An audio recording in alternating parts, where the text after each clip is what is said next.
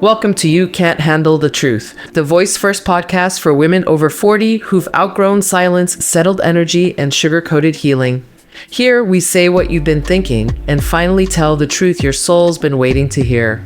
Welcome back to You Can't Handle the Truth. My name is Natalie, and this one hit hard for me because, listen, I quit smoking it's been about almost 10 years. My husband had a heart attack. And he was a smoker, I was a smoker, and I quit cold turkey. He had his heart attack, went to the hospital, and I quit. But how did we quit? We quit by vaping. I did it for a couple months, and then I decided I didn't want to vape. I didn't want to have to worry about running out to get the stuff for it, and it wasn't that great. And I just decided, let it go. And I haven't touched the stuff since. I have not smoked a cigarette since. I have not vaped since. And sometimes when we make changes in our life, we would like to take our partners with us, right? We would like to take, whether it's your husband, your boyfriend, your girlfriend, like whatever. Like you just want to take them along. It's very natural that we would want to take them with us. And especially as we're getting older, right? We're starting to think about, hey, what's this next phase of life? What's the second half of life going to look like? How's my health going to look? And some of us are trying to take care of our health, and maybe we're doing it differently. Literally, my husband left the hospital and I was not sure that he was not going to smoke again.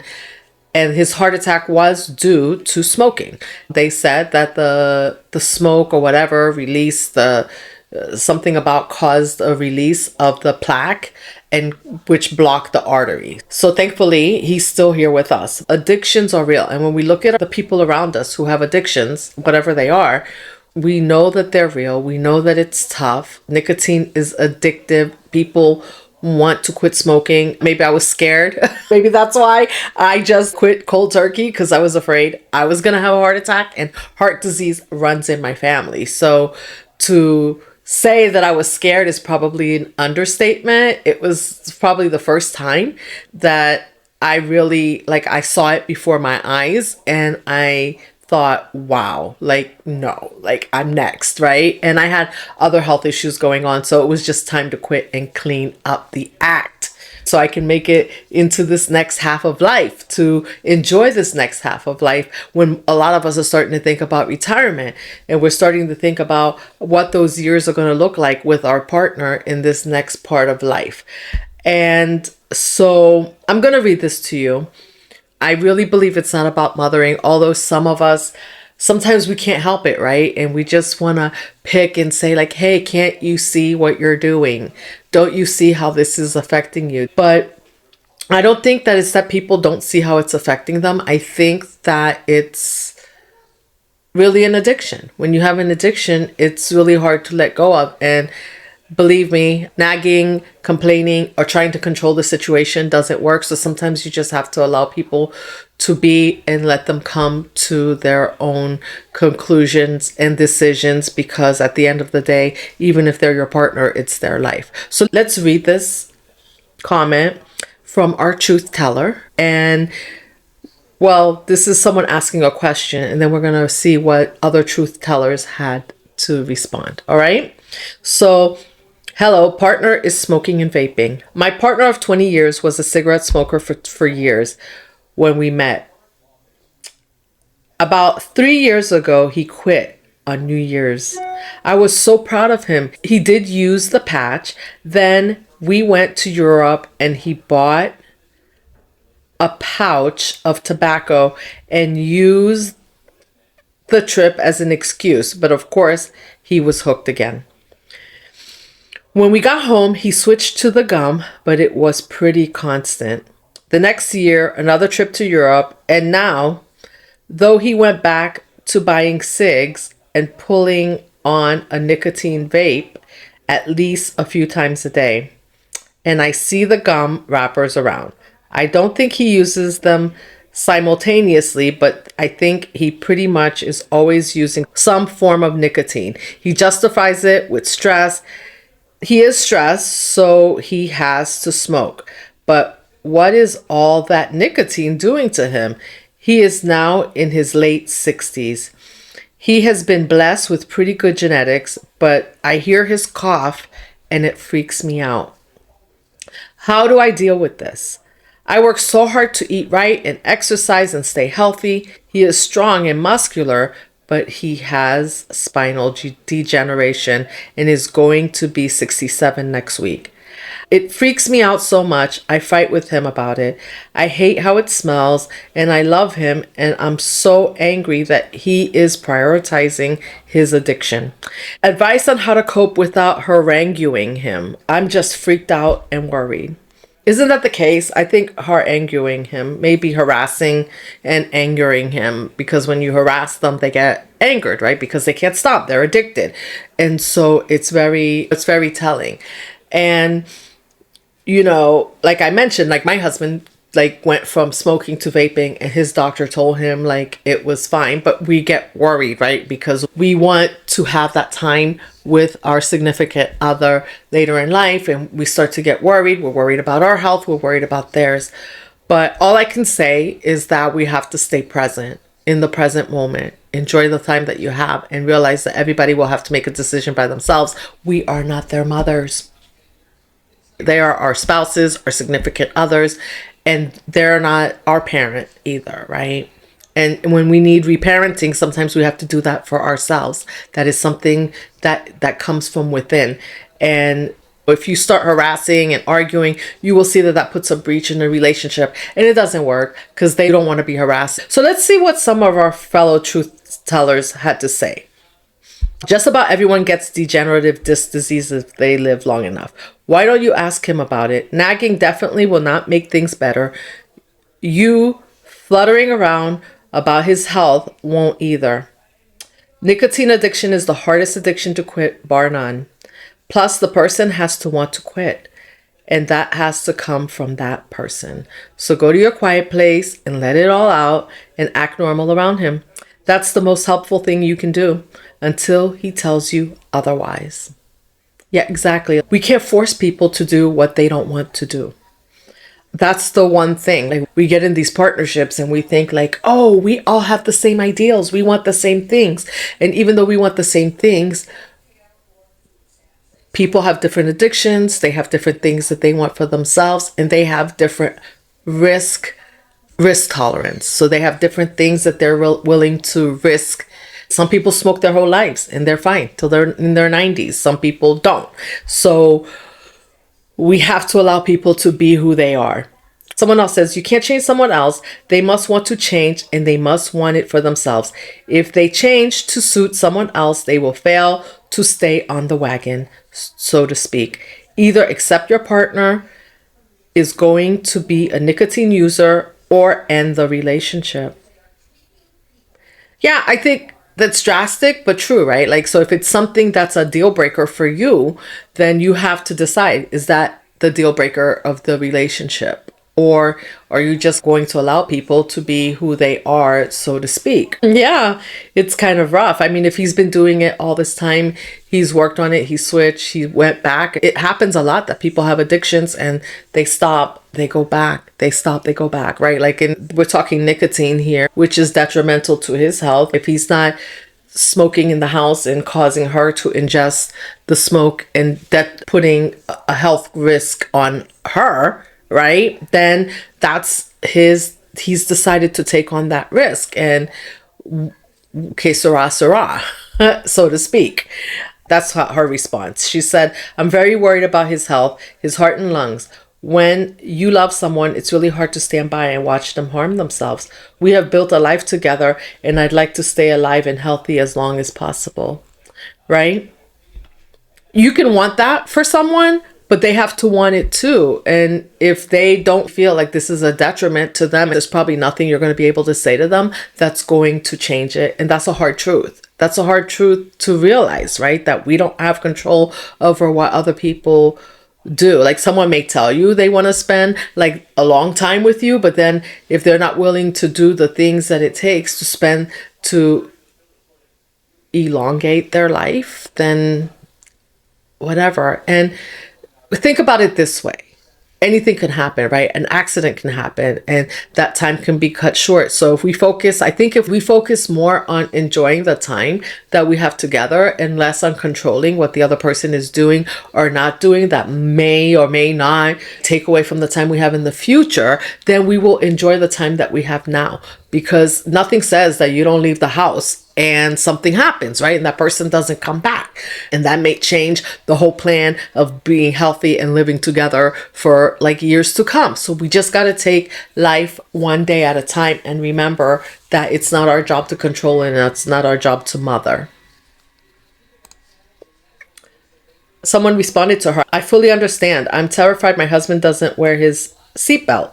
He is a grown man. I cannot control him. I'm not his mother. I just had a conversation with him and told him, look, I wake up having nightmares of you dying in a wreck. Now, sometimes he will wear it. We used to fight, but now I just close my eyes or read when we are in the car. I have seizures. I'm completely dependent on him. I'm terrified of him dying, but we can't be their mother. It enrages them, and I am not dismissing you. I have brain damage, so to speak, bluntly. I am saying it will make you crazy. Just be very honest and blunt with him one time. How you are terrified of losing him, then drop it. That is all we can do. We'll honestly pray he stops. I want all of our people to be healthy and happy. Good luck. I sincerely hope he hears you. If he doesn't, I hope you find peace to accept it. And I am not being flippant. I want you to feel peace. Exactly. We have to find peace. We have to find peace in what people want to do and what they don't want to do.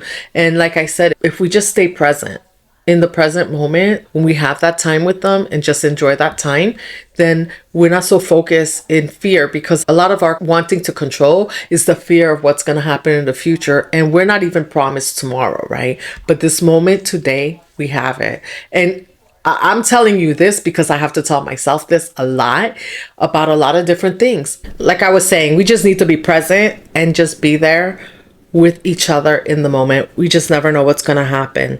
Someone else says, another truth teller says, it's better than smoking cigarettes. That's known. If OP's husband can get off cigarettes by vaping, that's progress. Don't let the perfect be the enemy of the good. This is what the cardiologist had told my husband. And we know that we don't know yet, like all the things about vaping and what will happen. I guess you got to pick your battles, and you can't pick the battle for somebody else. They have to pick their own battle, just because, like in my case, like just because I decided like I'm not smoking anymore, I cannot make someone else not smoke. We are all in charge of our own health. We just got to be respectful and supportive of each other. Someone says, former smoker here, smoking to cure anxiety is false. It actually causes anxiety. I have never felt less anxious since I quit. I also had a pretty bad cough and asthma, breathing issues. Now almost 3 years smoke free. That is almost completely gone. My lungs are great, but he has to want to quit. I don't think it's something you can make him do. Yeah, you can't make somebody want to do things. And he goes on to say that, who's saying that the doctor says it's okay? Yeah, I mean, sometimes some doctors will say it's okay. I mean, it's pretty much like in my husband's case, they pretty much told him like, hey, if you light up a cigarette after they put a stent in, you're 90% going to have another heart attack, right? This was 10 years ago. So yeah, you got to pick your battles. It doesn't make the doctor stupid, because he goes on to say, the doctor's that he's got a stupid doctor. Not really. I mean, it's been 10 years. I mean, the doctor never said that there were no risks, right? But what is the better of the two evils? If you have somebody that says that they don't want to quit, they want the nicotine, they need the hit, right? They're addicted. Someone else says, it is his life. You did marry a smoker. Coming from a non-smoker, I know you care but in the end, it is his health. Someone says he's 67. Just let him live. Someone else says there's nothing you can do if he doesn't want to make the change. Smoking is a terrible addiction. Just drop it. Someone else says, we don't get to make choices for other people. Addictions are hard and breaking them is a personal choice and journey. Relationships are generally easier and happier when all involved come in with the assumption that each party is doing their best. It doesn't sound like he's prioritizing his addiction. He's just not prioritizing quitting. This is a big difference. Latter may be because he is prioritizing his mental health. In partnerships, we need to support each other. If he decides to quit and wants help, ask how you can help. If he's not ready for that at this point in time, let it go. Be supportive. It's great that you prioritize your physical health. You're setting a good example for others, but it is up to them if they choose to follow your example. Exactly. We can't make anyone follow what we do. You just realize that you start to be happier when you stop trying to control everybody. Stop trying to control the situation. Control yourself. That is the only thing you have control over. I don't have control over him. He doesn't have control over me. But what we do have control over is being respectful and being supportive when somebody does want to do something. It doesn't mean that we can't tell them, right? But we don't need to keep pounding it in because they already realize. They realize the risk.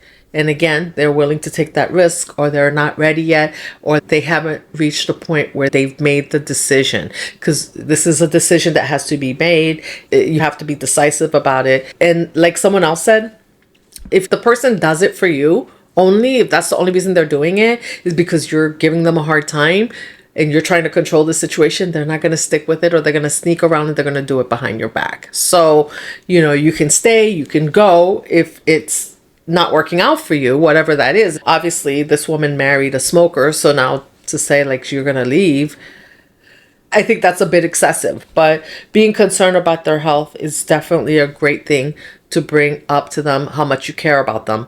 But at the end of the day, it is their choice. You're not their mother.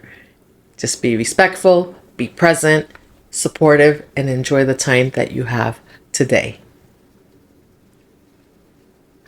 All right. Thank you. Drop me a comment. Let me know what you think about that. Let me know if you've experienced similar struggles, whether it's with vaping, smoking, or maybe it's something else. We do it because we want to set a good example for others to improve. But we have to remember also that when we decided to improve our health, we had to make a decision to get there, and nobody could make us do it.